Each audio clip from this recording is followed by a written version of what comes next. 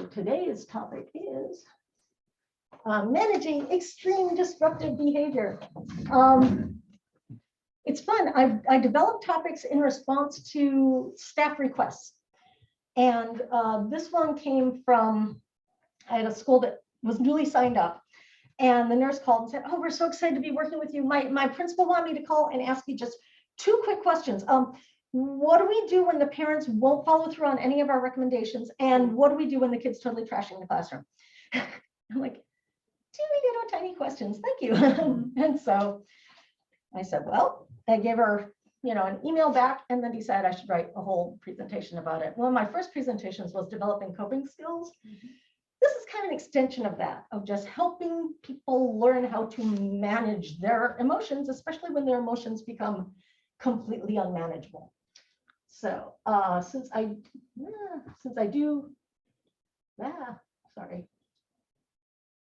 with the tech here. Since I do offer credit, I have to tell you my conflicts of interest or commercial bias. I have none to disclose. My program is funded by the state now, and so I get no kickbacks for this. So on the evaluation, it'll ask, did I tell you that I have none? Did I tell you my program has none? And then it asks, was there any bias present? They mean commercial bias. So if you say yes, you got to tell me where there's money on the table I could be picking up. If you're talking about general bias, well, yeah, I'm human, I'm biased. I think in this one, the bias would tend to be towards maintaining and recognizing that's very much easier for me because I'm not in the room with the kid right now. Having kind of a warmer feeling towards these kids than you might expect. So further disclosure, I'm so happy to see people I'm not related to in real life. It's so nice. And I actually will keep the mask on because that's the policy here. And I got a ton of home tests when I was visiting my daughter in Europe. And so I actually managed to test today and I'm negative. But if anyone here turns up positive, do let me know. Since I do everything hybrid like this, if I had to quarantine, it would not be a huge disruption. I just flip everything to being webinars. So to start, and as I said, you'll notice the A13 there is showing anytime there's a number letter thing like that. If that's a thing that you'd like to get a full-size copy of, you just jot down that number letter and then there's a place you can go to request them. I'm sorry, I'm getting a text from somebody who's joining on their computer. She says she can hear and see you, but she has no video or audio ability. Is that because it's a webinar? What does she mean by no video audio? She cannot talk. Yes. And her can, yes. Yeah, okay. One thing for people to know in general, because I do a lot of things on Zoom that you might join. No, actually, I'd love to explain this because people don't get this. The differences between webinar and meeting when I set it up. Webinar tracks everyone's attendance. So like if you lose signal and come back on, or if you change the devices, anything like that, you don't need to tell me that at all. I just need to do math because Zoom will give me a line for every coming and going. And I can totally, that's why people will get their certificates with exactly how many minutes they were there. Meetings, they will not tell me who's there. They will not divulge. I do not know why. Because they're like, well, it's for HIPAA, for if you're doing group therapy. And I'm like, I kind of like to know who's showing up for group therapy, thank you. But anyway, thank you. Sorry to interrupt you. The other difference is I can go in and in participants one at a time say allow to talk, and I can do that at the end if people have questions at the end and they'd really rather talk. And when I do that, then you can turn on your camera and talk. But unless I've gone in and said allow to talk, it defaults to. But I didn't want to give wrong information. Yes, it defaults to you've got just the slides and just the little square of me, and when I record it, it doesn't even keep the square of me. It's just got the slides and my voice. So, but I do have other things where I have them set up as meetings if it's ever not a webinar, so I don't really need to be tracking the attendance. And I also have 2 Zoom meetings a month that are just once school staff can come and talk about anything. That one is happening this month on the 25th, and it happens at 3:30, so it's time for people to, have finish school, finish shaking a little bit, and then sit down and do a Zoom meeting. And then there's another one for school nurses. So everything is on the calendar, and with those, you don't have to register or anything. You just click that link and it takes you straight in the meeting. So back to the webinar. Webinars have to follow like an ed plan, so that's why I can give credit and why I can't just take a webinar and say, sure, I'll do it for your school in just half an hour. Because anytime I'm changing it that much, it loses its validity for the credits. So we start with recognizing when a kid is blowing up, behaving in a way that we really are having a hard time with. We want to recognize that everybody is always communicating. And when they are no longer using words, they are still communicating. They're just communicating through behavior. And what you need to be doing at that point is trying to figure out what are they trying to say. You know, you can see that it's showing their emotions, except it's usually not showing the emotions you think. Because generally they look pissed, they look mad. And I love the anger iceberg because it really shows how anger is almost never anger. It's usually, at the very least, has something else with it. I was talking to a kid yesterday saying, you know, anger always has another emotion with it. You should look and see what that emotion is and try to say that one to the person near you, because they'll probably respond better. If you say I'm angry, they get defensive. If you say I'm disappointed and angry, they're more likely to respond. But that you have to really look for that other emotion because anger tends to be louder. It shows what they're thinking. Their thinking is usually really negative things about themselves. And it kind of confirms their identity. If you've ever seen a kid, and every time I say, have you ever, they're like, oh God, yes. A kid where they've come from a wretched situation where they've been treated very, very badly all their lives. And now you're treating them with respect and compassion. And it seems like the nicer you are to them, the more it pisses them off. And whichever staff is the most connected to them is the one that they start to target and really be upset by. This happens a lot because when you think about it, if you've got a kid who's grown up always feeling like no one loves me, well, that makes sense if I'm unlovable. And it sucks, but it makes sense. It's familiar and the world fits together the way the world fits together. And then you come along and you start acting like it's possible for me to be loved. And that just messes with me because after all, if you can love me, then that means I'm not intrinsically unlovable. Which means all those times before when people didn't love me, they totally could have. That hurts more than being unlovable and having no one to love me. So the easiest thing for me to do is to make you stop loving me, make you stop being nice to me. Or if I feel like inevitably you're going to reject me, if I can throw something at you and then you reject me, well, the rejection is coming anyway. If I threw something at you before it started, I can feel like you're rejecting it because of something I did, rather than, of course, because of who I am, because that's why I'm always rejected. So that happens a lot, and it doesn't make the chair hurt any less when they throw it, but it can help you kind of understand what's going on. So, like I said, I do an end plan and I have to go do research. And so I looked up what does the research say, and the research says that there are 7 stages of escalation. Don't you love it when people get to hang their PhD on writing down things that are just kind of laying right there to be seen? I don't necessarily like the 7 stage. I don't agree with it. I mean, okay, calm. That's a stage. I was thinking the same thing. The kid is calm. Okay. Okay. Then something upsets them. They get upset. They get more upset. They get really upset. They get tired and they stop. Okay. The problem with this is it's missing 2 very key points. One is that calm is just what they look like to you. I mean, someone who is triggered, they were halfway there for something that small to actually get that result. If you've ever felt like, oh, this person is overreacting, including if this person you're talking about is yourself, there is no such thing on the planet as an overreaction. Everybody always reacts in precise proportion to whatever it is you're reacting to. So I had a really crappy day. I come home, I go to open a bag of chips and they just do that thing where it tears down the side and the chips go everywhere. So I jumped up and down on the chips for a while. My kids come running in. Oh my God, Mama, what's wrong? And I'm standing there panting with like powdered tortilla on the floor. I said, I feel better now. You know, it was not that I was that upset about the chips. It was that I was that upset about everything else from the day. And the chips were just the last straw. And so appears calm and are calm, different things. And if someone is overreacting, you really want to say, okay, what is it that they're reacting to that I can't see? The other thing is it totally skips over the vital final step of how do you come back from it? How do you reintegrate back into the community that this happened in, which is a real important step in all of this. So starting with that whole fiction of being calm, like I said, there's no such thing as an overreaction. Things to be noting that might be bothering the kid. Other things that went on that day that you may or may not be aware of.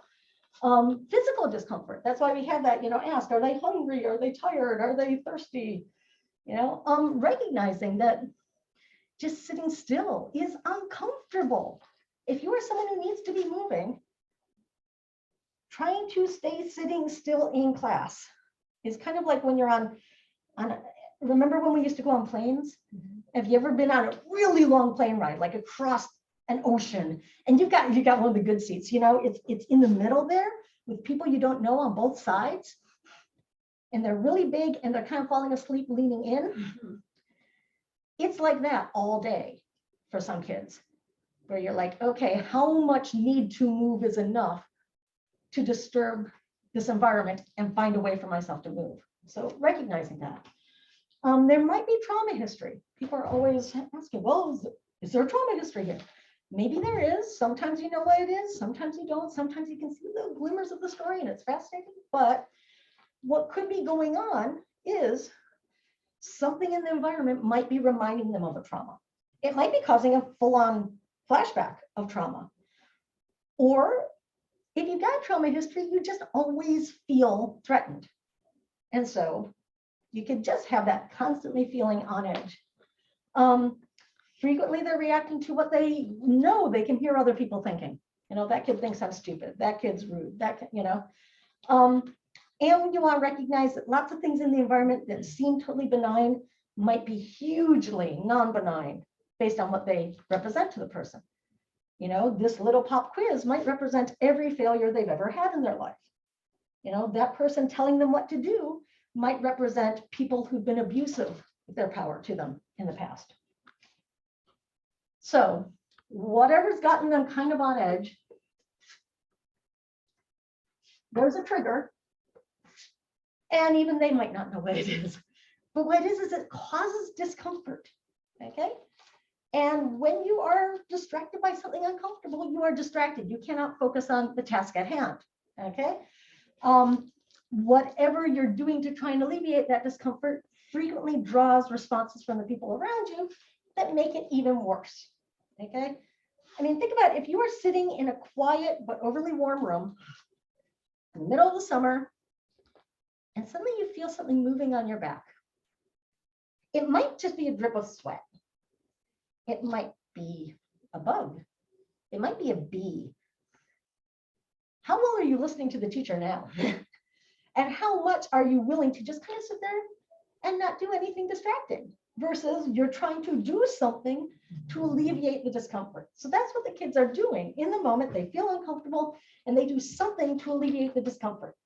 It might be that the discomfort is emotional. So they're doing something emotional. They might want to vent. They might want to share or give this negative emotion to someone else, either on that feeling that then I won't have as much of it, or the misery loves company. I feel really stupid. Well, if I can make that kid feel stupid, then I won't feel so stupid. Feel to it. Could be physical activity, but just getting up and moving will help them feel better.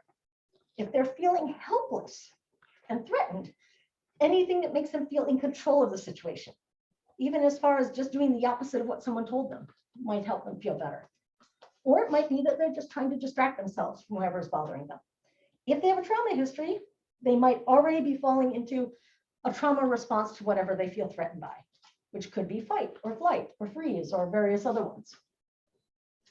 So when they are first triggered, this is when we're first noticing something's going on. And unfortunately, the automatic things that adults do tend to be counterproductive, okay? We start with, hey, stop doing that. They're doing something to alleviate their pain. So saying stop is basically saying, no, leave that be right where it is. I like it in your shirt. It's saying, keep your pain. Frequently, we'll be calling out loudly or coming over and looking down on them, which can make them feel very, very threatened. If they are looking for a way to feel in control, If we tell them to do something, we've just mapped out the roadmap for defiance for them. So it sets up the kind of push-pull of that. Lots of times we think that if we catch it early enough, we can try and tap into a learning moment and come over and say, oh, come on. Remember yesterday when you started getting loud and you weren't paying attention and then you wound up losing recess? I don't want you to lose recess today. So can you just focus for a few more minutes? We think we're trying to help coach them towards making a better choice in a similar situation. They are very likely hearing, hey, remember how you always screw up? You're screwing up again right now because you're just a screw up. That's what you do. You screw up and here it is again. So reminding them of past behavior doesn't always help. And then there's everyone's favorite. They're doing it for attention. Ignore them. Ignoring kids makes them feel ignored. I didn't really know what else to put there. The thing is, people seem to think that making them feel ignored would be a good thing. I mean, remember, behavior is communication, including yours. So they are trying to communicate something to you, and you are communicating back to them, I do not care. I don't want to hear it. I'm not listening. I'm not listening to you. You do not matter. You are not worthy of my attention at all. It's not a great thing to be communicating to them. I mean, we'd like to be communicating to them that, yes, I want to hear what you're saying, but we need you to figure out how to say it in a more effective and socially conducive way. So what we'd like to do is help teach them how to do this, starting with words. Helping kids name their feelings helps them get a grip on their feelings. Having a word for it makes it more manageable. And so it's really helpful if across the board, every time you see a kid do anything, try to lead with, hey, it looks like you're really feeling, and you name the feeling. Oh, it looks like you're really feeling frustrated. Hey, it looks like you're really feeling proud. Hey, you look really excited. What's going on? So that they get used to all these words meaning something. You know, my oldest daughter came to us when she was 15, and lots of things made her mad. She'd be, I'm so mad. Oh, the teacher made me mad. The homework makes me mad. The bus driver made me mad. And we're word people in my family, so just automatically we'd be like, when you say mad, what kind of mad do you mean? Switch it up a little. This is getting kind of tedious using the same word all the time. Say, do you mean you were frustrated, or you were enraged, or you felt insulted? Like, you're always trying to teach me new words. It really makes me mad when you say that. I say, so when you say you're mad at me now, do you mean it? And then she'd get really pissed and go off to her room. But eventually she learned that frustrated feels different from irritated, and you do different things to manage it. So the more they can name it, the better. And then you want to suggest to them specific things that might help them feel better.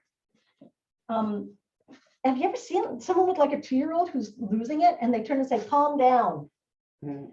As if it just hadn't occurred to the child. Oh, yes, calm. That's what, you know. And instead, you need to tell them specific things you can do that might help you calm down. Hey, it looks like you're really upset. How about we take a couple deep breaths together? Or, hey, it looks like you've got a lot of extra energy. Do you want to do some jumping jacks or run around a little bit? Main thing we need everybody to learn is to separate out your emotion from your urge, from your action. Kids tend to have a feeling that these are permanently attached dominoes that will inevitably fall down. You know, if I feel this, then I'm going to feel like doing this, and I'm going to do that. And we want to communicate to them that no, everybody feels upset. And we might even get an urge, you know, I could just hit you, but without hitting, without it automatically leading to the action.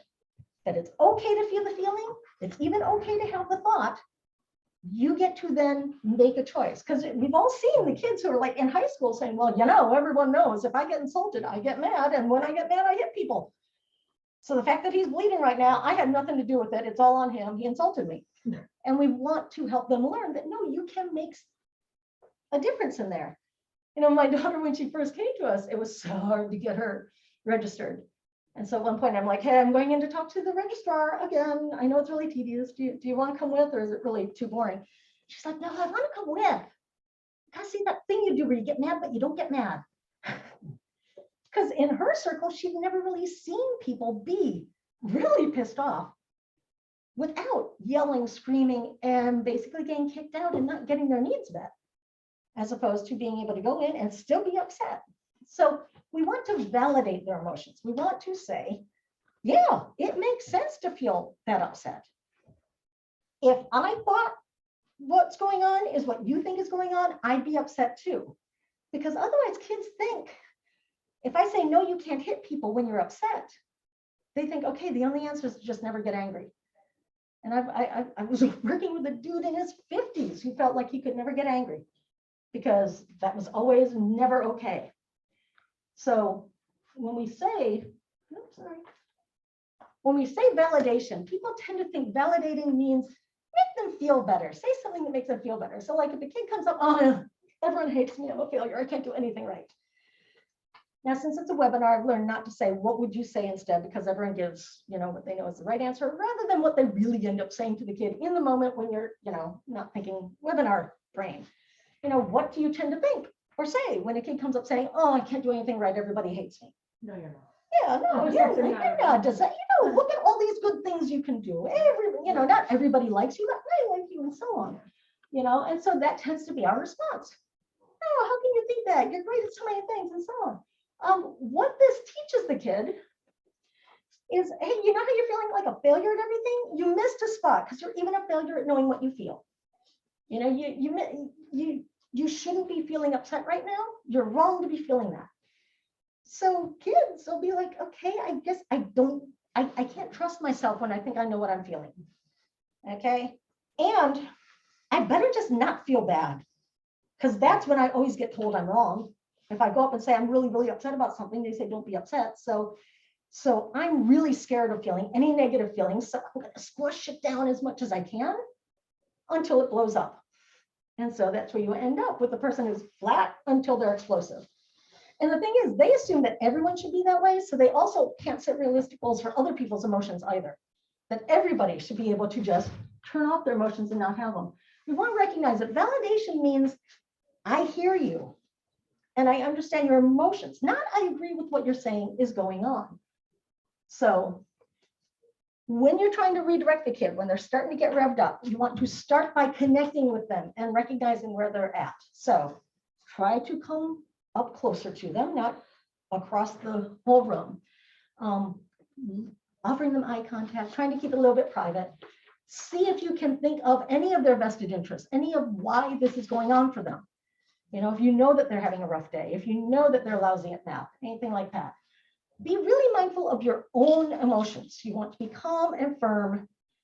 You might be very, very frustrated. No, I can't deal with this again today. You want to make sure that, just as you are not reacting to this kid, you're reacting to the last 5 kids. This kid didn't know that. And they will think that every ounce of emotion that you are showing to them is entirely their fault. To redirect them, you need to be directing them to something, not just stop. Okay, so hey, how about you do this instead? To give them a sense of control, it's really good if you give them 2 thises to choose between. It's like that old trick when your kid won't go to bed and you say, hey, which story do you want me to read for your bedtime story? I was kind of skipping over that whole part where they didn't even want to have a bedtime, let alone a bedtime story. But now if they're making a choice, they're more likely to do it. You want to try not to be drawing lines in the sand because you're inevitably going to deal with when the kid crosses that line. And if you make an ultimatum or a threat, it rarely goes well. Okay, give them some time to process it. Remind them periodically because they might have only kind of gotten part of what you said if they were very upset. And then here's a tough one. Anything they do, moving remotely in the right direction, you thank them and praise them for it. Okay? Recognize that the gravity was pulling them really strongly towards far worse. And for them to be only moderately bad took a lot of effort on their part. And if you want them to put any more effort into continuing to not go into far worse land, you have to give them credit for it. So this is where you end up thanking kids for, I'd have kids who would always want to hit me. And when they're swearing at me one day, I thank them for swearing at me instead of hitting me because I know that that's movement in the right direction. So, but it didn't work. So now the kid's moving into acceleration. Okay.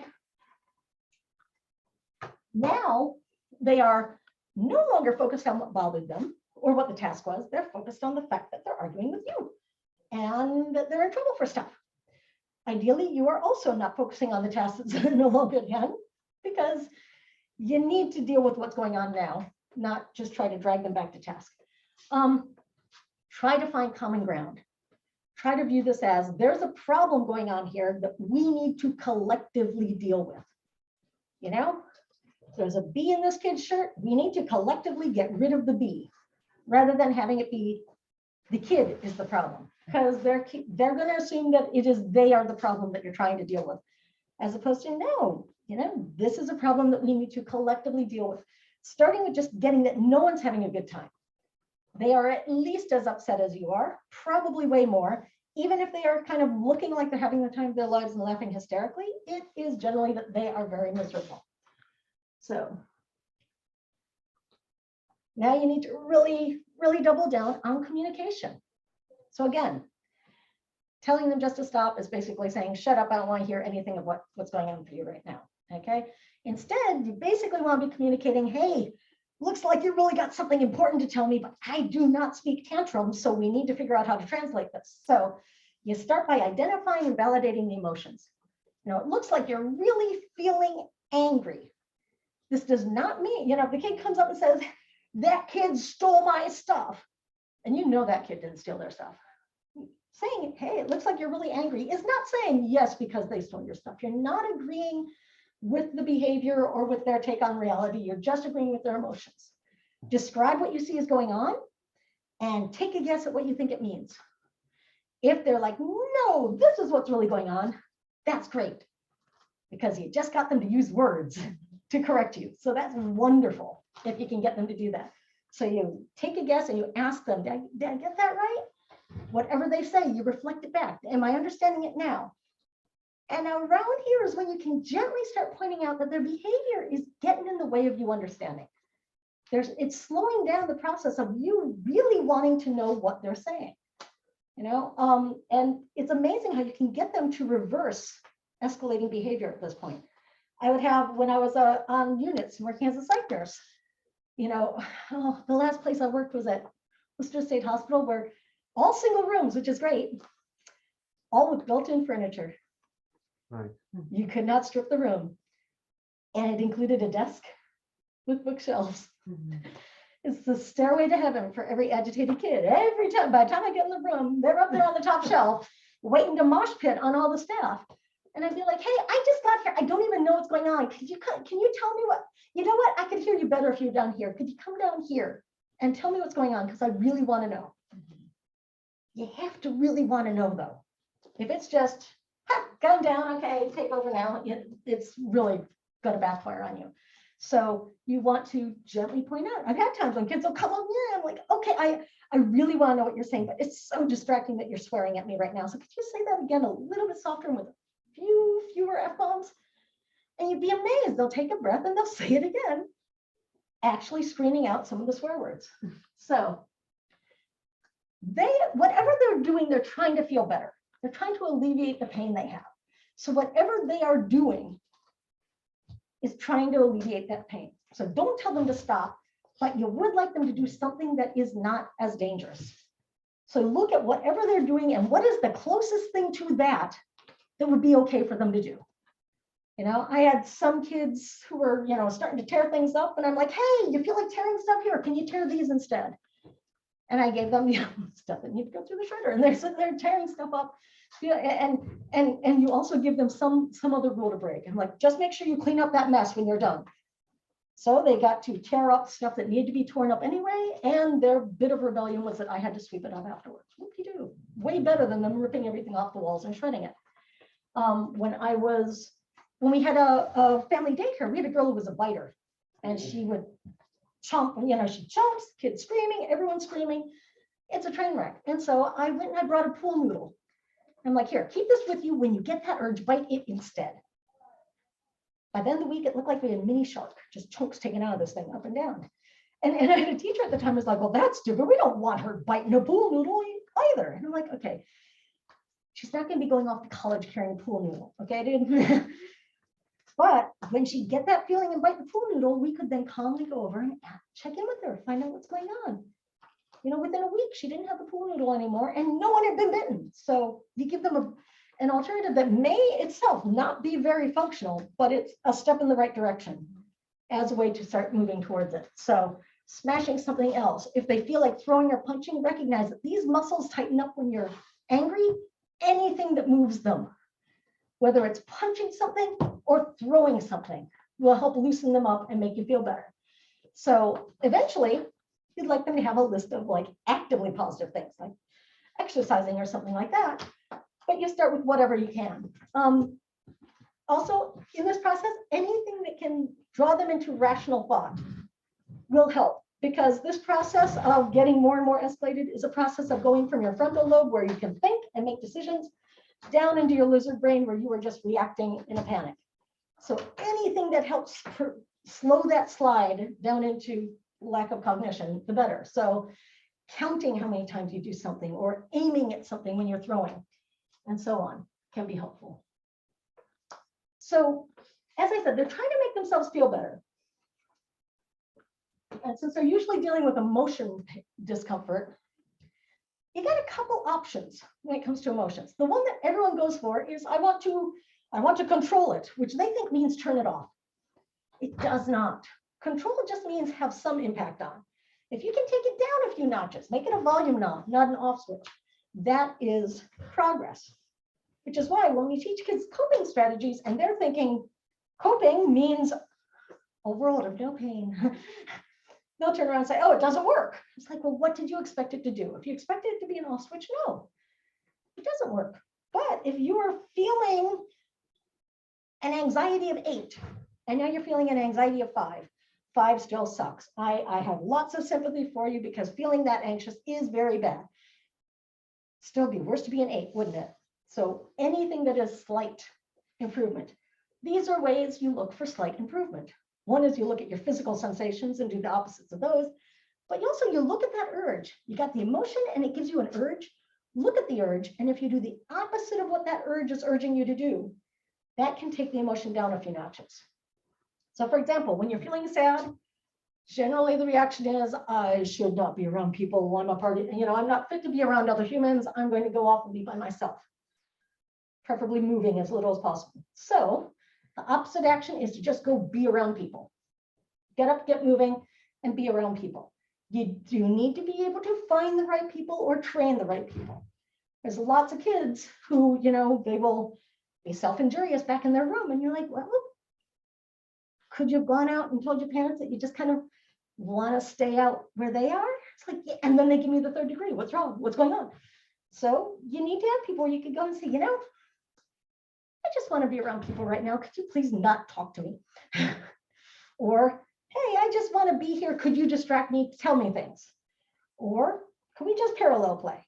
Or can I tell you my problems and don't try to fix them? Just shut up and listen. Where you can tell people what you need at the beginning, so that they then don't screw up and do the wrong thing and make you feel like I should just stay away from people when I'm feeling bad. Now, when you're angry, you tend to want to attack whatever is making you angry. So this one we automatically are, oh, kids are upset, take space. Move away from what is making you angry. But also look at that urge of like harming and try to flip it into helping. So if you're ever the person who's kind of babysitting one of the kids in the conflict, they just come and drop them off in your office and say, hey, can you just sit with this kid for 15 minutes while we deal with something else? See if you can find some easy task for them to do while they're there. That's simple, straightforward, accomplishing that you can thank them for. Hey, can you help make ice packs? Hey, can you, help me straighten up these things, and so on, so that they feel like they're doing something good. Now, a high level of this would be to do something nice for the person you're actually angry at, which is kind of like right next to passive aggressive. So you kind of want to only do that one if you know what you're doing. But when you're like really pissed at your spouse, that's a really good one. Of like, go and do something nice for this person that you know theoretically that you love them. Right now, not so much. Go and do something loving for them and see if that helps. Now, when you feel guilty or ashamed of something, we tend to hide it and keep it with us forever and carry it around forever and ever and ever and kind of show it to everyone, even as we're hiding it. So for that one, fix it, apologize to people, and then leave it and move on. That's the hard part. Then not continuing to feel terrible about it. You know, at one point my daughter comes home and she's like, oh, I'm such an idiot. And she told me what she'd done. And I don't remember what it was, but it was really stupid. And so I turned to her and said, well, yeah, that was really stupid. She's like, well, therapeutic much, Mama? I said, yeah, but it's a small thing though. It's not really worth feeling stupid for more than about 5 minutes for that one. You know, so go ahead, feel stupid, but only for like 5 minutes and then move on. You know, and I knew it worked when the next day I'm like, oh, I can't believe I'm such an idiot. She looks over and says, yeah, but only for like 10 minutes. And I looked at my day, I'm like, 7, no more than 7. And we get in a bidding war of exactly how long to feel stupid about things. And then when it comes to fear, anxiety, run away, avoid. And so that's where if you can not run away, or run away slower, maybe walk away, maybe stay put, maybe wait a little bit before you run away. Eventually, people are really working on their anxiety. When they start to feel aversive to something and they don't even know what, they'll like freeze and like lean into it to look and see what was it that triggered that so that they can directly approach whatever is scaring them. Now, the other option we have for emotions that really is not the American way of doing things, is go ahead and feel it. Go ahead and feel bad. It's okay to feel bad for a while. People do not get that. People have this whole, you should make bad emotions go away immediately. Part of this is because we kind of train them that way. The moment a kid's upset, we'll be like, hey, cheer up. It's like, no, maybe you know, find out why they're upset first. A number of times when you have someone going, oh, you look really sad. Hey, want to do something fun? And you're like, my grandma just died. I think laughing right now would be kind of inappropriate. Thank you. You know, there are times when feeling bad just makes sense. The reason why people don't like it is because when you're feeling bad, it's hard to remember feeling good. And you're liable to feel like, I don't want to start crying because then I'll never stop. Have you ever thought that, felt that yourself? Yeah.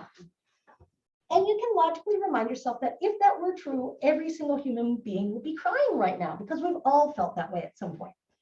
So what you want to do is you want to recognize that you can go ahead and feel bad and it's safe to do so. Okay, you didn't screw up by having these bad feelings. If there's someone who's like, no, you should be cheerful now, they are wrong. Just move away from them. Find someone who's a little bit more human. Okay, and recognize that it does change. That's what Ride the Wave is all about, is saying, hey, it's like waves coming and going. When it comes, it kind of sucks, but then it goes away again. So just ride it out. Don't hold on to it. Don't say, yes, this is my permanent lot in life is to feel this miserable. But also don't try to shove it away. It's a wave. It's going to come and then it'll go. You know, when you think about it, we have rainy days and we have sunny days. On the sunny days, you go and do things. On the rainy days, you don't. But then when there's a sunny day, you go and you do things. You don't go, well, why bother? It's going to rain tomorrow. You say, yeah, so I should go ahead and feel good now. Whoops. Oh, where did that go and why? I'm sorry. There we go. Got it back. Okay, but none of this worked. And now the kids hit peak. Okay, this is the maximum amount of upset. This is when they are in fact totally trashing the room. All right. So the more agitated the person gets, the less they can think. Like I said, they're sliding down into their lizard brain. I love this slide because I love pictures of brains that don't look like brains. Okay, these are 2 brains. The one on the left grew up in a healthy environment. Whatever your brain does more of, it gets really good at doing, and that part of the brain even gets bigger, okay? So typically, you don't have to really think about your heart rate that much. Every so often, safety, survival, walk a little faster, a car is coming. Not terribly often. And you spend a lot more time worrying about people's feelings and relationships, and we put you in school for hours and hours, so you spend a lot of time thinking about critical thinking, learning, consequences, other people's points of view, all those very complex things. If, on the other hand, you grow up in a very traumatizing environment, every time you start to move up towards some of these other things, something yanks you back down. And I'm starting to worry about how someone feels, but then they're hitting me no matter how they feel, and therefore I'm always in survival mode. Now, some other things that are part of this, one is that you're very likely to go into survival mode because it's a very well-worn path. The path up to thinking about other people's points of view, that's like a back stairway up to an attic that's full of dust. So it's harder to get up into the cognitive parts of the brain, very automatic to get into the survival reactive parts of the brain. It also messes with your sense of time because the parts of the brain that process on a gut level time vary similarly. You know, Minutes, seconds, minutes matter for survival. You know, maybe into hours when it's emotional survival. Extended future is a very cognitive thing. So that's why you will have a kid who is ruining something, and you're like, you're going to need that half an hour from now. Why are you ruining this now? Half an hour from now might be years from now, from their point of view. You know, think about it. How many people of whatever age do you see skipping going out in order to save for their retirement? You know, hey, don't spend that money now. You're going to need it. Yeah, distant future is very distant if you live more second to second. And that's why you'll have kids who like, have you ever had kids where they're just like surprised by the schedule? Like, what are we doing now? Going to gym like every Tuesday at 9? Oh, really? That happens every Tuesday at 9? So since the result is that it's hard for them to get into the frontal lobe and it's automatic for them to get reactive, and they have a hard time with their time sense, anything that's not fitting inside your head, you want to make sure you've got located outside your head and accessible. So having schedules posted, having conscious reminders of how things work posted for them is very helpful. Now, as I said, once they've gotten into peak, parts of their brain that involve a lot of thinky stuff might not be working. The parts of the brain that process language might be totally offline, no matter what's coming out of their mouth. Actual process of language might not be working so much. So you need to really be aware that nonverbal communication might be the only thing they actually can hear. Everything else, you might as well be giving them directions in Greek. So problems nonverbals are very easily misinterpreted. So you want to make sure that you are consciously thinking. You know, if a kid's really agitated, you want to not be looming over them. You want to have your body really kind of open. Your hands are by your side and visible. You know, it's like when you're in choir and anyone, they're like, no, put your hands by your side. Yeah, you don't want to do this one. This is a universal, yeah, keep talking. Once you're done, I'll tell you what's what, not listening at all. I used to have students who'd have a binder and they'd be holding the binder like this. It's like, wow, shield. So you have your arms uncrossed and open and visible. You want to stand at sort of a 45-degree angle like this. Okay, it's pretty much your legs are facing out, your head is facing in. Part of this is if they came at you and you're facing them, you got nowhere to go. Whereas if they come at you, you can just take a step forward out of the way. The other is you're making yourself smaller, visibly smaller. Whether it's so you're a smaller target if they're throwing things, or just so you're less intimidating. You know, and all of these are just to be aware of what they mean. You might consciously, you know, I'm like 5'3", and I was a charge nurse on adolescent psych units. This is what I call the Peter Pan stance. You know, this kind of pop up. You know, legs apart, face on, arms like. I do this one all the time because it was the only way I could get anyone to follow directions. You know, if I make myself small, I'm less intimidating. Sometimes you need to do whatever you can to be more intimidating. But when they're upset, you're trying not to intimidate because that'll make them more defensive. Do not touch them no matter what, because their processing of input is very scattered. Even though they might know that you're right there, if you touch them, it might feel like someone out of the blue suddenly touched them and they didn't even realize that you were within reach. Also, their nerves can be, you know, their nerves can be wired in a way. If you've ever seen someone wear fingernails on the blackboard, just feel, yeah, their nerves could be on that edge like that. So you want to not be too close, both for the sake of not looming and crowding, and you know, you get a good arm or leg distance away, so you're not as likely to get, you know, hit if they're hitting or kicking. But you also want to look at where you are in relation to blocking or trapping. You know, when a kid's trashing the room, it's very typical to want to stand between them and the door, because the last thing you want is for them to take the show on the road. You don't want them to run out of the room, but they might not even think about running out of the room until you block the exit. So you may well make sure that you could get to the door before them if they bolted for it, but do not block it, do not encircle them, do not trap them. Paraverbally, you know, your tone of voice and how you make words, keep your voice gentle, not too loud, say things in a smaller voice more often. You know, if they don't hear it, say it again at the same low volume rather than saying it again a little bit louder. You also want to make sure it's not too sharp or clipped. As on one unit, there was a counselor who was brilliant. She was wonderful. Disaster if a kid was really upset because she was Russian and her accent just sounded sharp to anyone. You know, for me, if someone doesn't understand what I say, my automatic tendency is to say it again, a little bit slower, separating the words to make sure they that doesn't, now you're yelling at me. And I'm like, if the paint is on the walls, I'm not yelling because I've got a voice. But yeah, you also want to make sure that you're not using any verbal forms that take a lot of thought, like sarcasm, hyperbole, jokes. You know, yes, telling a joke that works might totally fix the situation. Telling a joke that doesn't work can make it so much worse. It's totally not worth the risk. You know, how many times has it been where the kid's like, you're just here because they pay you to be here. You don't really like me. You're like, yeah, I get paid so much to put up with this. They're going to hear, yeah, I get paid so much. So no joking or hyperbole.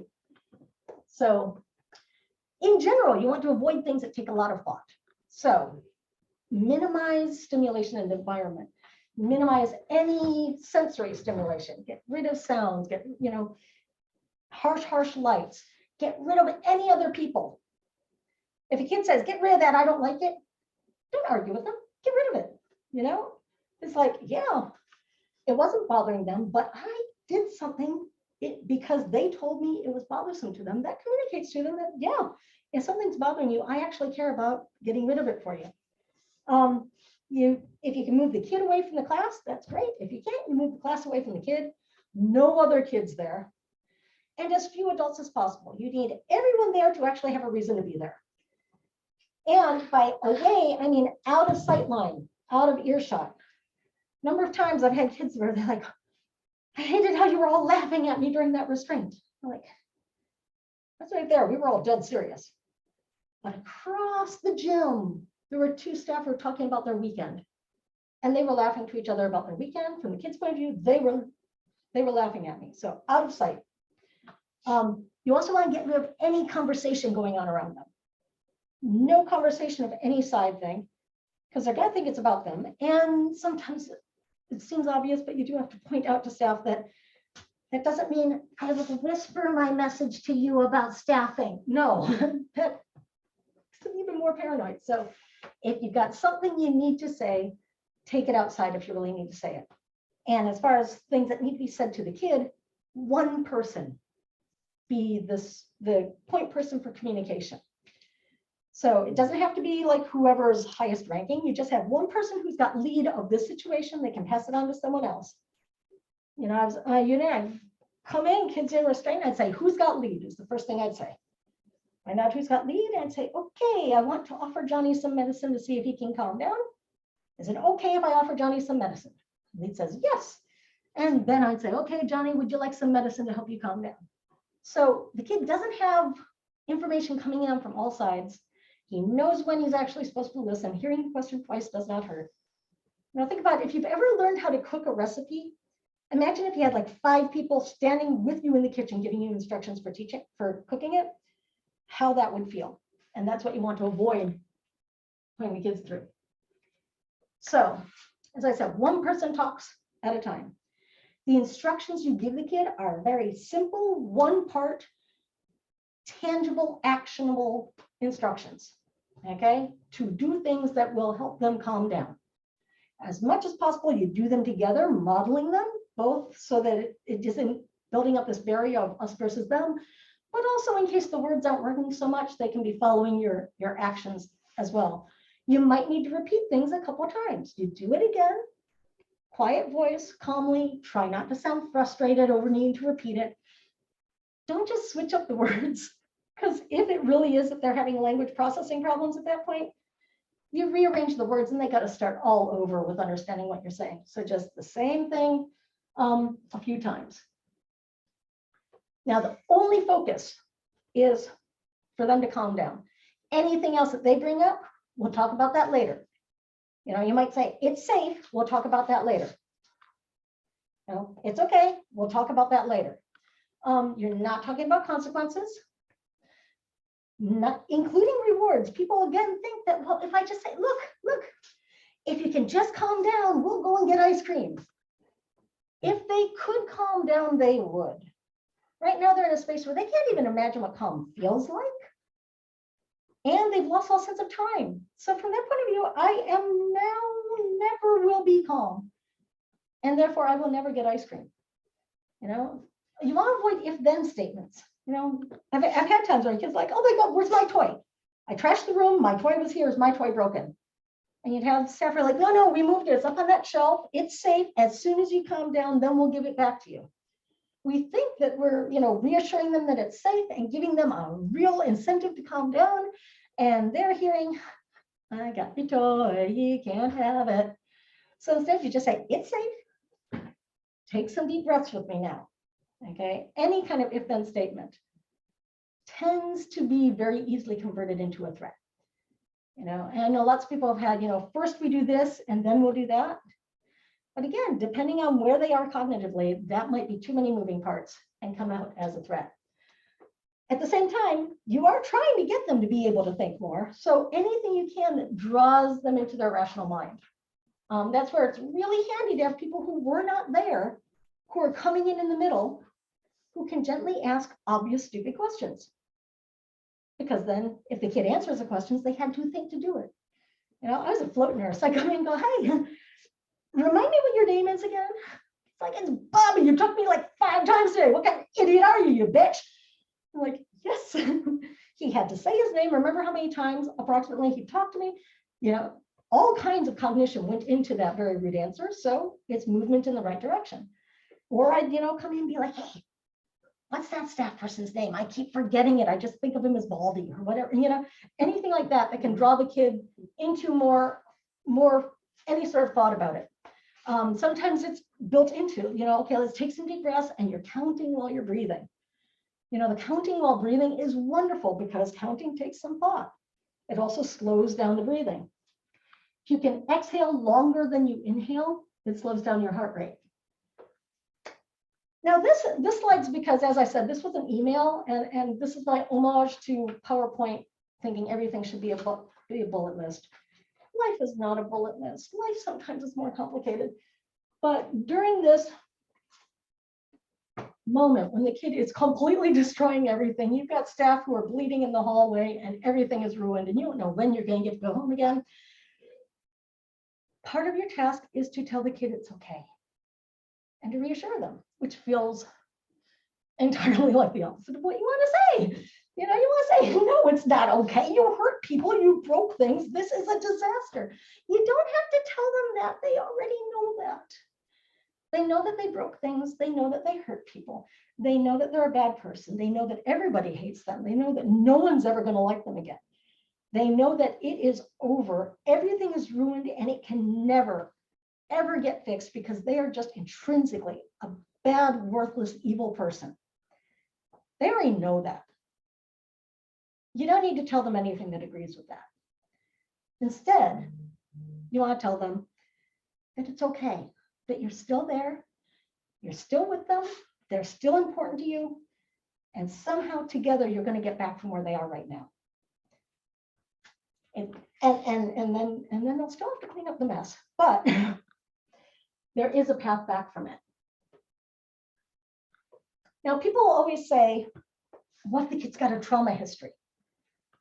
Once you've hit peak in any situation, you no longer need to ask that, because if they didn't before, now they do. So does everyone else in the room. So do the staff. So we can just agree that, okay, this is a trauma environment, a traumatic situation, so we can treat it as we treat trauma, okay? It may well also include that the kid is reacting to a past history of trauma as well. But the main thing when someone is dealing with trauma is emphasizing safety. You are safe. I am here and I'm keeping you safe. You want to eliminate from the environment anything threatening.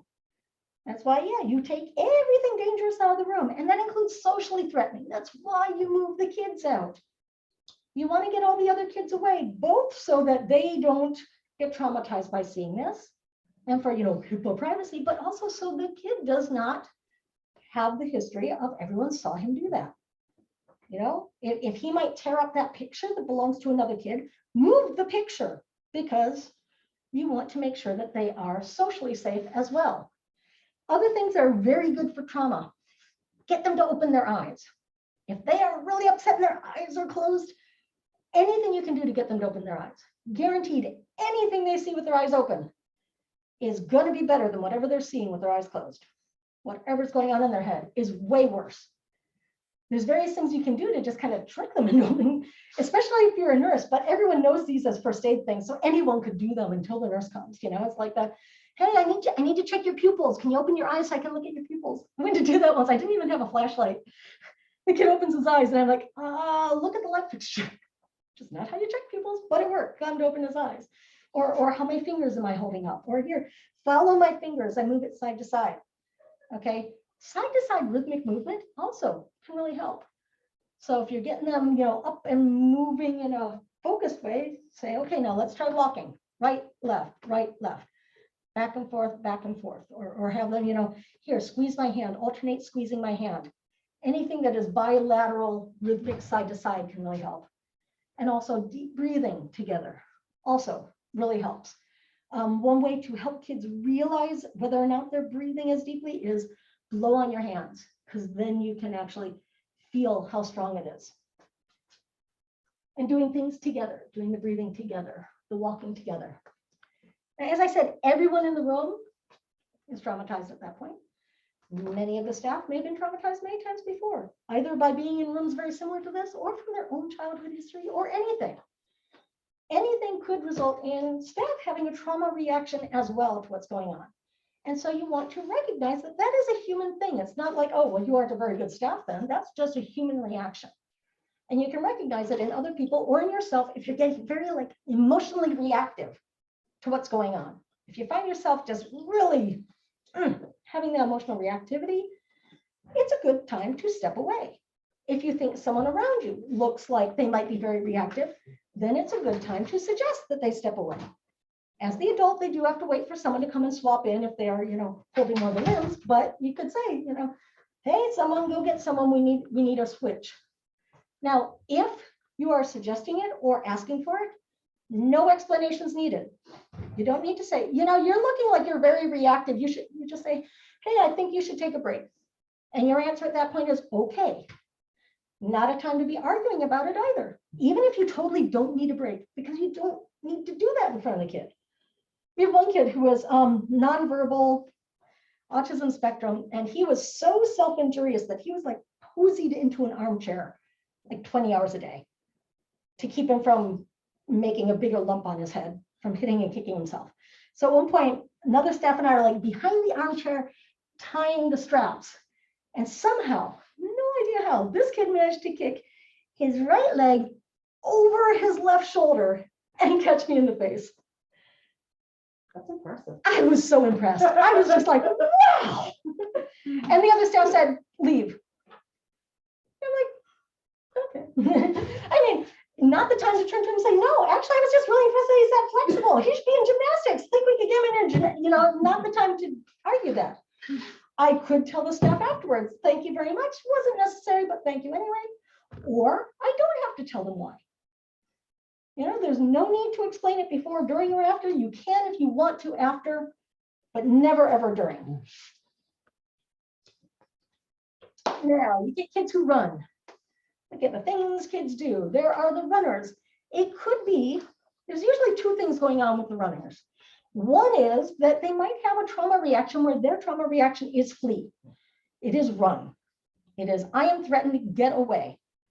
In that case, no part of their conscious brain is communicating at all. They will run straight into a street. They'll run straight into a wall.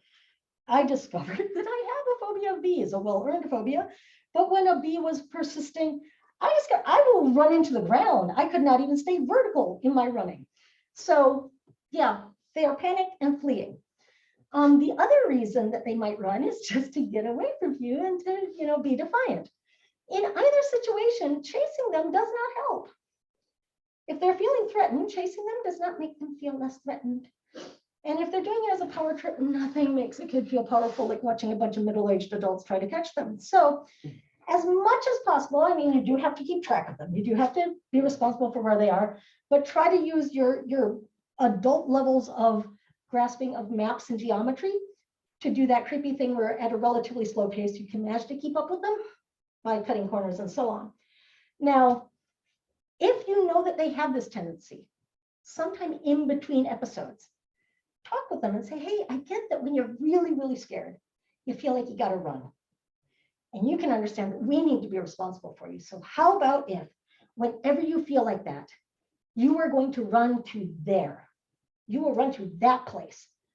Pick a place where you feel safe. You will run to that place. And then we know that that's where you're going. And if they can, manage to do that, that's great. I mean, you still got to check because they might be so in flight mode that they can't remember that. But when they start to feel panicky, it's one of those things that's going to help drag them back towards their frontal lobe of like, wait, I've got to remember where I'm supposed to run to. And it's safer that way. And it lets them know that you understand why they're running, that there's a reason for it. And you're not saying, no, sit down and stay right next to the threat. But you're acknowledging their need to escape. Now, headbangers. Headbangers are awful because they can very easily, with zero intent, cause major brain damage themselves. So you must protect the head, okay? I really recommend getting these foam pads that you can get at job lots for gardening because they've got about that thick. It's a foam that you cannot, suffocate on. It's got that right handle there. And you try to just get that between their head and the hard surface as much as you possibly can. You cannot use pillows. You cannot use, big floppy things because they can suffocate on them way too easily, okay? Whenever possible, again, in conversations in between, you have these conversations that feel totally like, oh, can you possibly even ask that? And this is where you try and say, so when you bang your head, what about that makes you feel better? We tend to not want to acknowledge that it makes them feel better, but it does. They're not stupid. People do things because they work. If it didn't work, they wouldn't do it. So what part of it makes you feel better? Is it kind of the brain slosh feeling? Or is it kind of the pain of the impact? Or is it a self-punishing thing? Okay, so if it is the brain slosh thing, well, let's get some spinning going. Find a safe place where you can spin and stop, and you can get that same brain slosh without the sudden stop that tears the capillaries and gives you brain damage. If it is that pain of the impact, say, well, how about if you go up to the wall and instead of banging against it, you just grind your head against it as hard as you can. And that pinches the skin and gives you not the full amount, but a fair amount of that same sensation. Again, without causing brain damage. And anything where they are consciously doing this instead of the worst thing is a step in the right direction.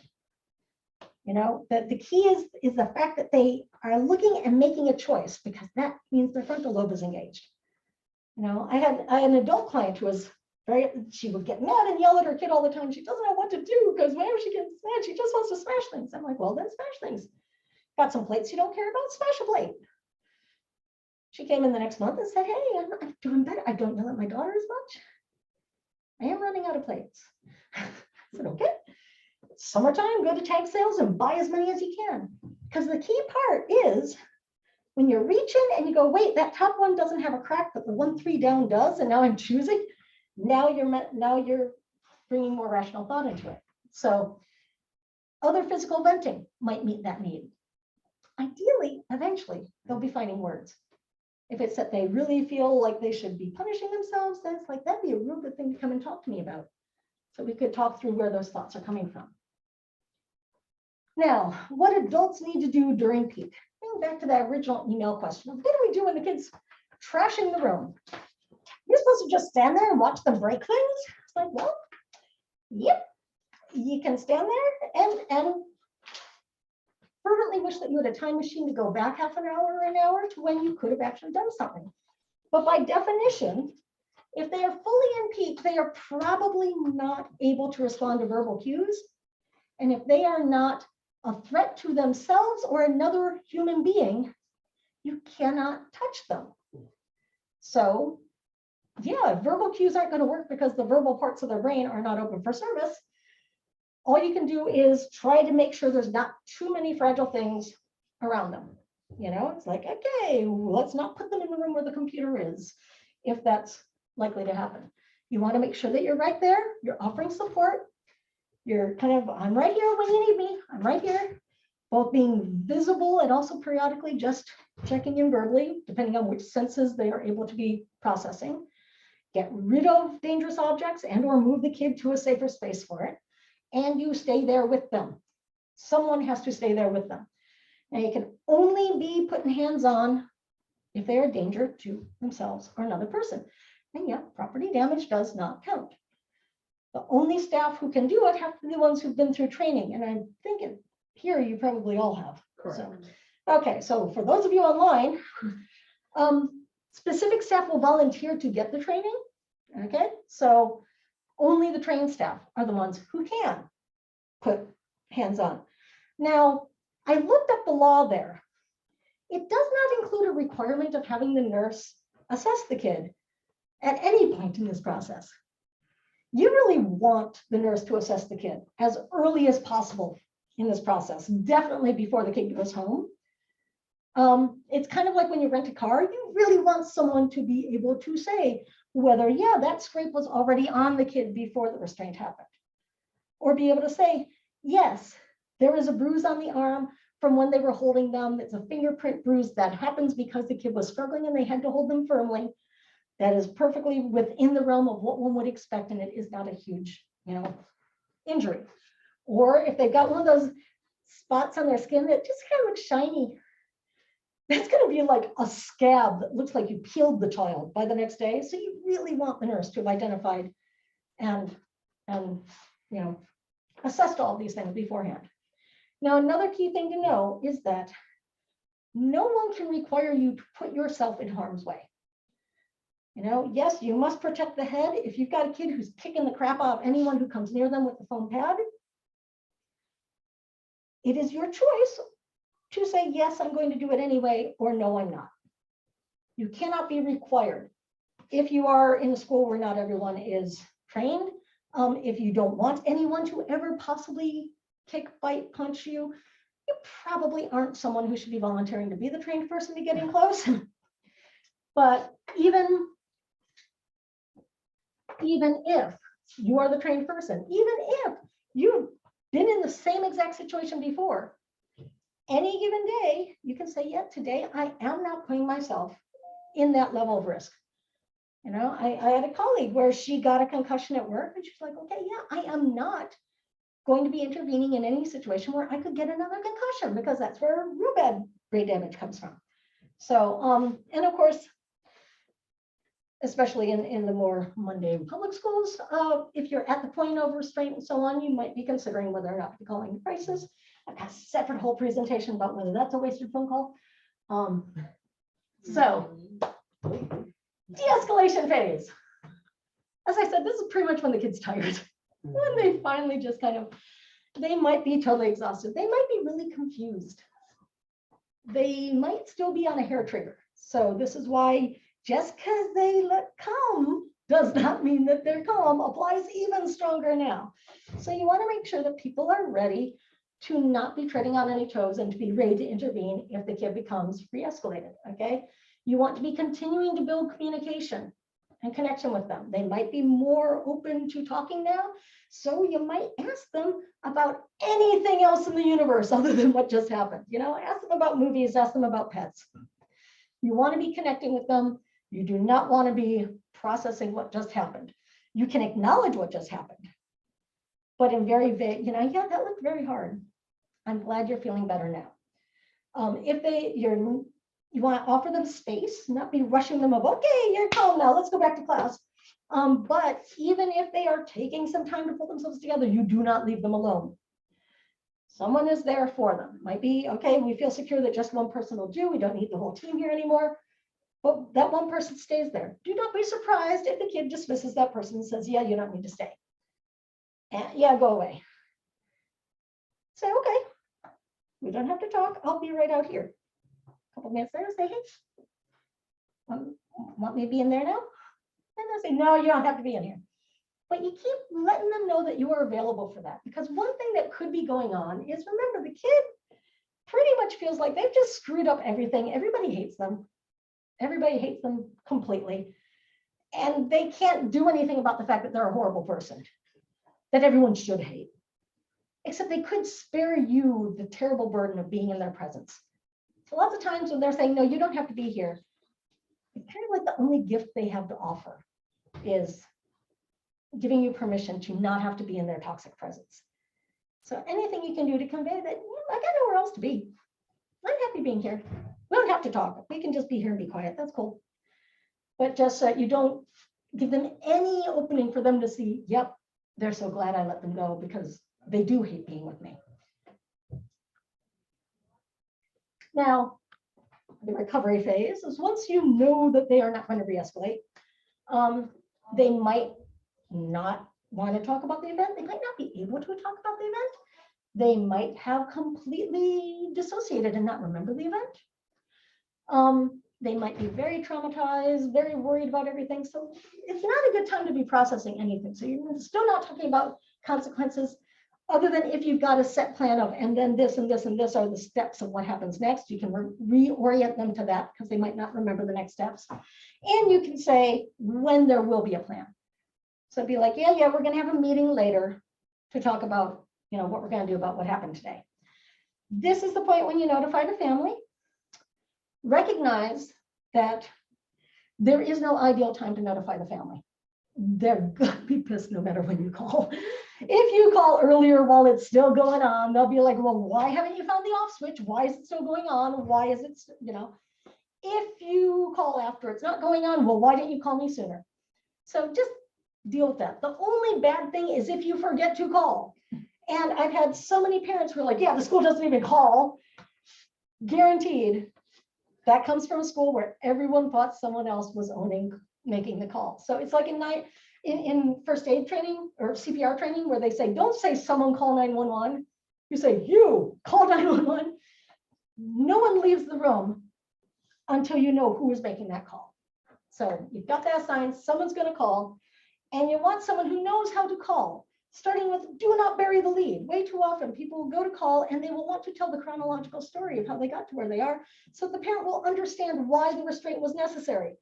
Meanwhile, the parent's listening to a 10-minute narrative, not knowing whether it culminates with their kid being in the hospital or not. So you start with, your kid's okay. There was a problem with another kid or in the classroom and we had to put hands on, and this is what we need to do. You start with what, the details will come later. What you want is, this is what is happening next, what we need you to do right now. So we need you to come pick them up. How soon will you be here? Or whatever the plan is. Have them repeat back what the immediate plan is. If that step gets missed, find a plausible reason to call them and ask them to refresh your memory of what you just told them so that you get it, that they have said to you what the expectation is, and you don't have anyone saying, well, no, you didn't say I had to pick him up. You said he was going to come home on the bus or whatever. Then once you are seeing them in a calmer environment, then is when you'll talk about what subsequent steps are, what future meeting there might be. And it also gives you time to write it down so that you're saying it to them and also giving it to them in writing. Recognize that just as with the kid, they might look like they are listening and hearing you, but if a person is in a trauma reactive situation, they might only get every fifth word. And so you want to make sure that you're not relying on, but I told them, and therefore they must know that this is what was supposed to happen. So if you really want, you have to have them say it back to you and give it to them in writing. So then reintegration is the part that the other things just totally ignore as if it doesn't exist. Now you got a kid who totally did whatever, and they need to go back into that classroom now. You might have kids in the classroom who are scared of them. They might just be really embarrassed. Any number of things could be going on. So you want to make sure that you've got a plan for how this moves forward, how you can move forward in a way that makes everyone feel safe and less likely for it to happen as badly again in the future. It might be that, yeah, it's definitely going to happen again in the future, but you want it to always be an improvement over previous ones, okay? So you want to be preventing recurrence, or at least as severe recurrence, and repair the damage. So this meeting needs to include all relevant parties, which includes the kid. Now the kid might be too young to really participate in a meeting, but you want to have someone who goes to the kid and says, hey, I'm representing you in this meeting. What do you want need to make sure they know about? What do you want to make sure gets included in whatever the plan is? Before you have a meeting with the parents, all the staff who are involved need to meet together. This is not so that you can come up with what the answer in the plan is that you just need to then persuade the parents to agree to. But you do want to start with all the staff have a chance to express their own feelings so that unexpressed feelings don't come burbling out in an inappropriate context. You also want to make sure that none of the staff are surprised by factual details that come out in the meeting. You want to make sure that everyone has all the information so you're not running a meeting and then the teacher says, oh yeah, well, because they had a fight with someone that morning and you did not even know that they had a fight, you know? So you want to make sure everyone's on the same page, not necessarily with what's going to come out of the meeting, but definitely with all the data going into the meeting. Also, collecting the observations is really, really useful and helpful. If you've got a kid who won't debrief, that behavior analysis thing up there, if you've got a kid who's nonverbal or just refusing, that is a form that you should just make piles of them. Any staff anywhere can add to it. This is what I saw going on before, during, and after to be able to collect the data, because you never know who's going to see some little thing that actually matters. I worked at a residential once where, whenever a kid would be getting restrained, we'd take all the other kids, do something quiet and mellow with the other kids. So we wouldn't end up with a little short riot on our hands. And there was one kid who would always break from that group and beeline to wherever the restraint was happening. And pretty soon we got 2 restraints going at the same time. And everyone's just so, is he trying to rescue that kid? Well, no, because half the time he hates that kid. Is he trying to rescue the staff? No, half the time he hates the staff. We could not see the pattern in it until there was like a temp staff who happened to be there. It's like, seriously, did you look at his face? He's not scared. He's not angry. He's thrilled. He looked like a pyromaniac with a birthday cake. He's just like, yeah, give me more of that. And we realized the kid's an adrenaline junkie. And something exciting starts to happen, and our first answer is to say, shh, let's go do some quiet things. Yeah, that's not working for him. He's like, no, I don't want to be quiet. Where's some excitement? Well, the only excitement to be had right now is over there. I'm going to go get some of that. And so we switched the plan to where when something starts to go down, one staff, because it was a place with lots of staff, would take that kid and go out in the backyard and push him on the swing and chase him around and do lots of really active things with him. And he wasn't getting restrained anymore. So, and we never would have tripped over that without that one random staff person noticing that. So the behavior analysis is a place for everyone to put in whatever observations they might have that helps you understand what's going on, okay? Because the goal is to find out what are the causes and the triggers, and to help people recognize that trigger does not mean get out of responsibility free. Trigger means this is a cause that we need to be making proactive steps to try and prevent it happening again. If I drive my car into a tree, I'd like to know whether it was because I fell asleep or because I had a high blood sugar, because I need to make sure I don't drive into a tree. And my car is going to be just as broken, even if I find out it wasn't my fault at all. So I still need to take those steps to prevent it. Trigger is a concept that kids run with and abuse all the time. Kids are very good at, trigger means it's my veto power. If I say that triggers me, you're not allowed to talk about it. I don't have to deal with it. I'm free if it's a trigger. And we need to teach kids that no, that's not what a trigger means. Trigger is not your get out of free, it's your to-do list. Okay, it's like a rule. It's like if you had a very annoying control freak following you around, setting rules on you all the time. You cannot chew in public, and you cannot use the bathroom in the school. And if there's if a door slams, you have to curl into a ball and cry for 5 minutes. That's your rule. And you want to say, okay, is this a rule you want to be following all your life? Or is this a rule that you want to learn how to break? Now, lots of times kids will say, yeah, it's a fine rule. I've got no problem following it. When I was a kid, my rule was if a spider suddenly appeared near me, I had to, run and scream and maybe sob a little bit. It was a perfectly fine rule because you do that once or twice and you never have a spider near you because everyone else will go out, they'll bend over backwards to make sure there's no spiders in your environment. So you want to say, okay, what will it be like in the future if I don't have people running interference? how much work do other people have to do to make my life manageable? So is this something I would like to be learning how to break? And until then, how do I manage it in a way that is me doing more work on it rather than everyone else around me? So get back up there. And we want to recognize this is really hard work to do it. Now, this is a forum for kind of older kids. There's also a younger kids version that is kind of collecting all of this, helping kids be able to reflect on what are the things that kind of make me having a rough time in the first place, and then what are the triggers? Good time to start sorting. What are the ones that we're going to be trying to avoid, and how do you do that? And what are the ones you're going to be learning to cope with?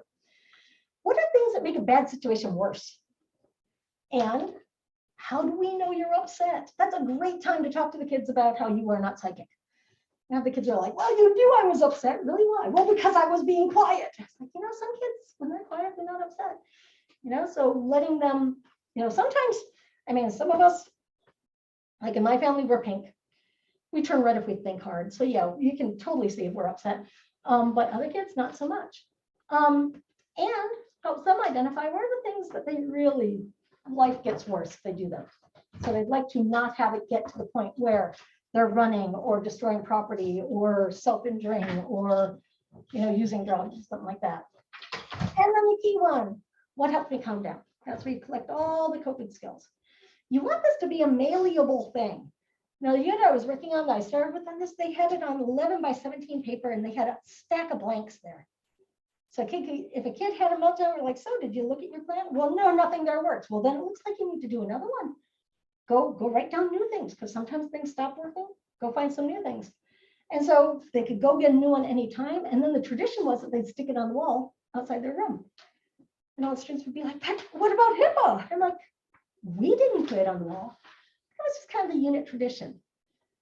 I said, yeah, but what about now all the kids know what the other kids' triggers are? Like, yeah. Turns out kids do not look kindly upon someone who actively triggers someone else on purpose.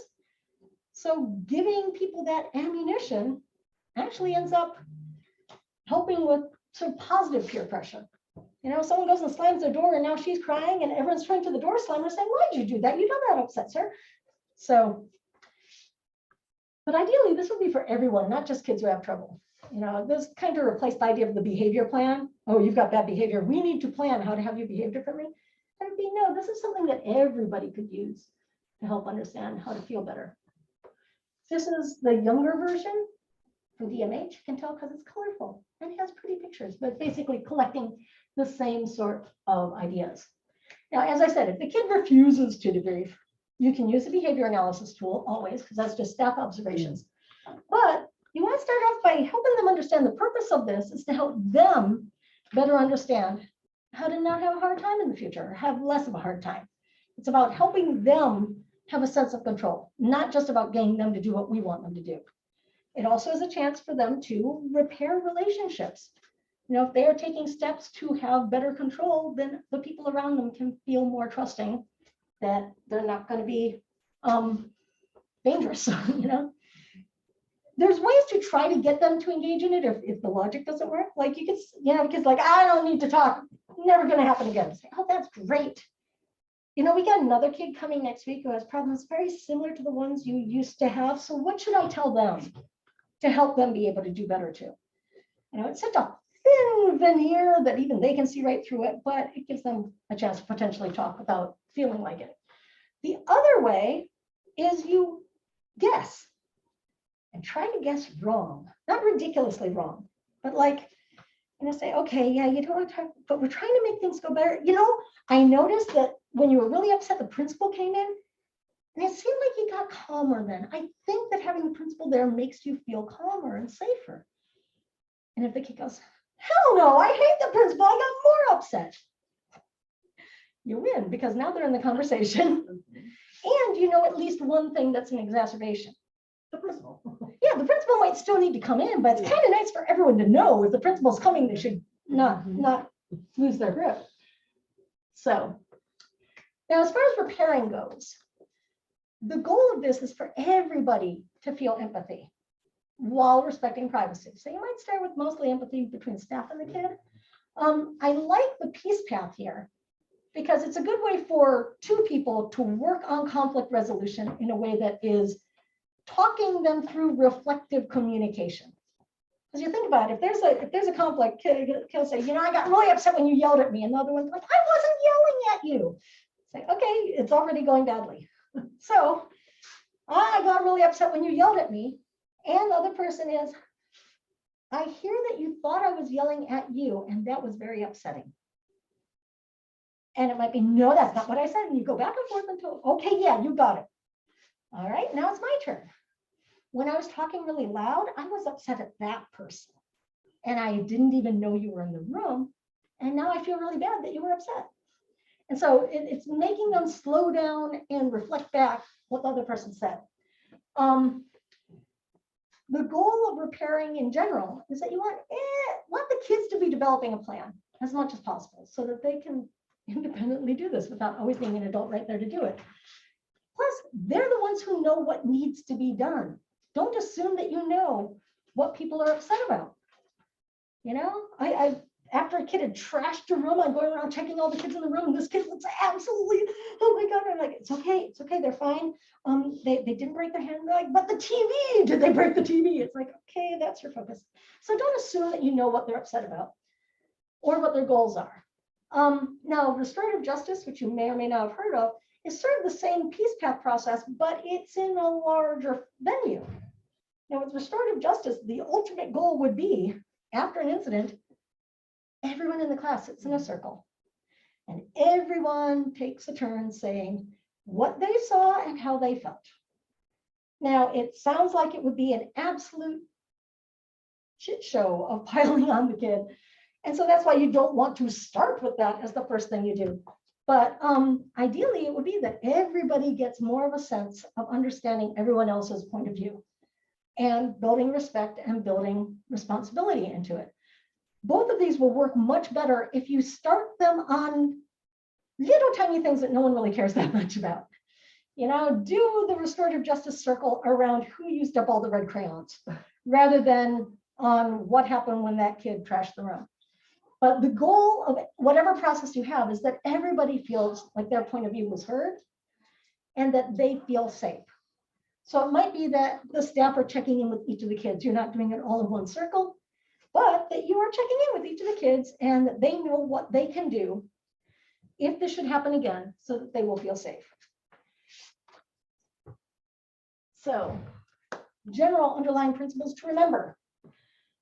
Communication and behavior are the same thing. Everyone is always communicating, and it's just a matter of translating. No such thing as an overreaction. Look at what are they reacting to, and recognize that whatever they are doing, it's to try and make themselves not feel so bad. So give them something that will scratch that itch while doing less damage, and will ideally give them a, well, I could break this, or I could punch that beanbag instead. The fact that they are thinking about making the choice is half the battle. Recognize that no one's having a good time, no matter how much the kid might be laughing hysterically, and that the end result is trying to help the kid feel more in control. I always include resources, various links that people can go to. There's the DOE regulations about it. And this is a really cool site that they can, they have all kinds of really cool things. I'm sure you know about Teachers Pay Teachers. A lot of stuff on there, it costs nothing. So views from a steps tool, that's where she had the one of alternatives to just saying calm down. And I wrote to her, like, can I give this away? And she's like, no, they should go to the webpage. And I'm like, I've been there, I can't find it there anymore. Can I? And she never answered again. So I can't give it away. But anyhow, so yeah, and this bottom was a really, really nice blog post. But sometimes, people always want apps. I've yet to have anyone get back to me about whether or not this works. But this strikes me as a fascinating app that could work, but it costs money, so that's why I'm not getting it. What it is that means we probably can't either. No, but you might suggest it to the families because this is kind of across the board. What it is the kid is wearing, if you see on their arm there, they're wearing like a pulse monitor. And they're playing a video game that goes through the app. And it has various out there video games that people already have and some of its own video games. So the kids sitting there playing video games. And when their pulse starts to go up, the video game gets harder, which sounds kind of cruel until you realize that, no, yep, that's what life is like. You know, everything gets harder when you get more upset. That is kind of true. And a little thing will pop up saying, hey, do you want to maybe take some deep breaths? Would you like to, you know, and suggest a few tangible things to calm themselves down. And when the pulse rate goes down, the video game gets easier again. So it's sort of a video game based incentive for biofeedback. So it sounds like a brilliant setup. I have no idea whether it works. You know, and I mean, the theory is sound. Whether or not the device they have is actually not glitchy, I don't know. But I highly recommend someone tell me if they ever try this. I can't highly recommend it, but if you know anyone who tries it, do get back to me so I can say things other than I have no clue. So what I'd like to do now is encourage people, if you need to leave, we got another 5 minutes if you want. If you need to leave,